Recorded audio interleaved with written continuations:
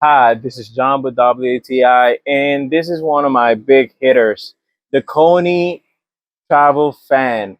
So one of the things that I like the most about this portable fan is that you can go and recharge this for your whole night. You can go outside, or even if the power is out, like it happens a lot in my country.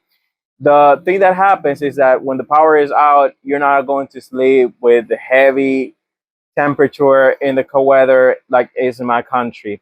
So you can mount it in different places, different locations. It has three different speeds that is going to help you a lot when it comes to having a bigger and faster speeds for your well-being. So if you're camping or if you're in your house, the power is out, this guy here, portable, long-lasting battery, and it gives like big speeds so you can have a quiet and night sleep. So this was John with WTI, and that's my point of view.